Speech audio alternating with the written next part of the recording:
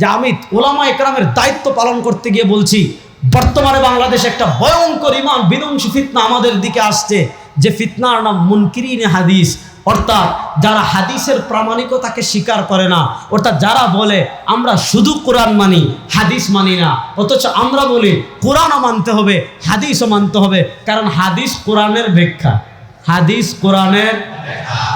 কোরআনের কোরআন বলবে এটা কর, কেমনে করবেন, কখন করবেন, কিভাবে করবেন, ব্যাখ্যা করবে হাদিস।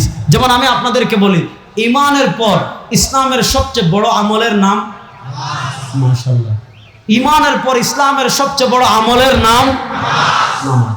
আল্লাহ কোরআনের জায়গায় জায়গায় জায়গায় জায়গায় জায়গায় জায়গায় পাতায় পাতায় পাবেন আল্লাহ বলেছেন আকিমুস সালাহ, নামাজ পড়ো। লেকিন বাত ইয়ে है कैसे সালাত আদা করেं। প্রশ্ন হলো, আল্লাহ যে বলেন আকিমুস সালাহ, নামাজ কেমনে পড়বো, কখন পড়বো, কিভাবে পড়বো, কত রাকাত পড়বো? আল্লাহ বলেছেন আকিমুস সালাহ, নামাজ পড়ো, কখন পড়বো, কিভাবে পড়বো, কত রাকাত পড়বো, আল্লাহ বিস্তারিত ডিটেলস দেন নাই।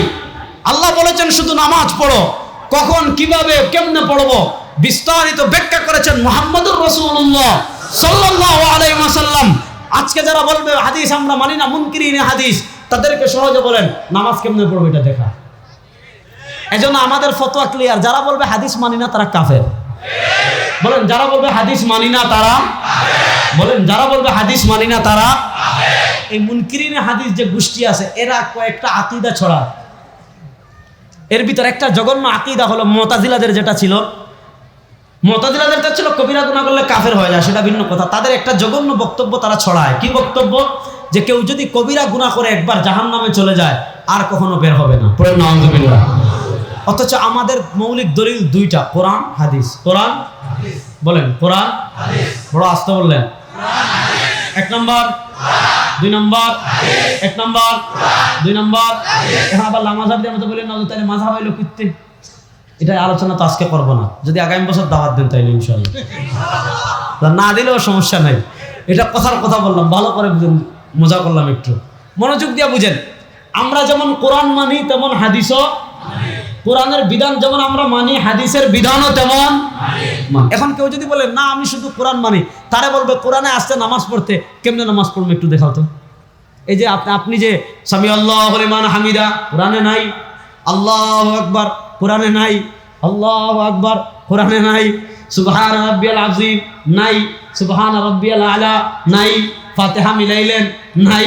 প্রশ্ন হলো, আল্লাহ বলেছেন আকিমুস সালাহ, নামাজ পড়ো, কেমনে পড়বা? ফজরের নামাজ 2 রাকাত নাই, আসরের নামাজ 4 রাকাত নাই, মাগরিবের নামাজ 3 রাকাত নাই।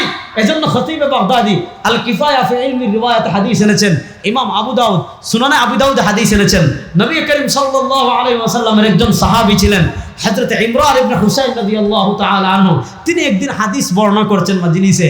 এক ব্যক্তি আসছে, এক পণ্ডিত আসছে। যেমন আমাদের দেশে এরকম পণ্ডিত আছে, জু 4 পাতা পড়ে মনে করে দিন আলেমদের থেকে বেশি বুঝে, ইসলাম আলেমদের থেকে বেশি বুঝে, শরীয়ত আলেমদের থেকে বেশি বুঝে, আকীদা আলেমদের থেকে বেশি বুঝে। তো এরকম এক পণ্ডিত আসছে ইমরান ইবনে হুসাইনের কাছে। আয়েশা বলে, ও ইমরান, কোরআন বাদ দিয়ে খালি হাদিস হাদিস হাদিস হাদিস করো কেন? হাদিস মা, কোরআন মানি। তখন ইমরান ইবনে হুসাইন তাকে জবাব দিলেন, ইন্নাকা আহমাক আতাজিদু ফি কিতাবিল্লাহি আন্না যুহরা আরবাআন ওয়া আন্না আল আসরা আরবাআন ওয়া আন্না আল মাগরিবা সালাসান ওয়া আন্না আল ইশা আরবাআন ওয়া আন্না আল ফজর রাকআতাইনি। আরে বেটা, তুই তো একটা আহম্মক, তুই যে বললে হাদিস লাগবে না। আচ্ছা, আতাজিদু ফি কিতাবিল্লাহি আন্না যুহরা আরবাআন, তুই কি কোরআনের কোন জায়গা থেকে দেখাতে পারবি যে যোহরের নামাজ 4 রাকাত? নাই। কোরআনের কোথাও আল্লাহ বলেন নাই যে যোহরের নামাজ 4 রাকাত। কোরআনে আল্লাহ বলেছেন নামাজ পড়ো, 4 রাকাত পড়ো। ব্যাখ্যা করেছেন মুহাম্মদুর রাসূলুল্লাহ সাল্লাল্লাহু আলাইহি ওয়াসাল্লাম।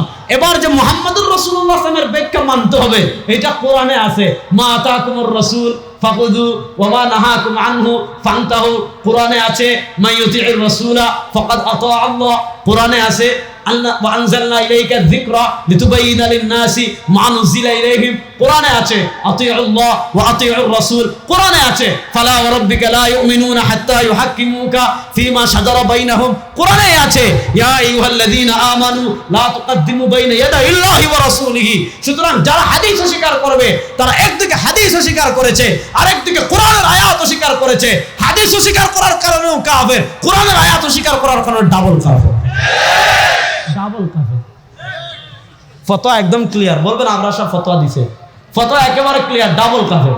হাদিস অস্বীকার করে এক কাফের, আর হাদিস মানতে হবে এটা কোরআনে আছে, কোরআন অস্বীকার করছে, এই জন্য ডাবল কাফের। এই জন্য তারাই ফিতনাগুলো করে। দেখেন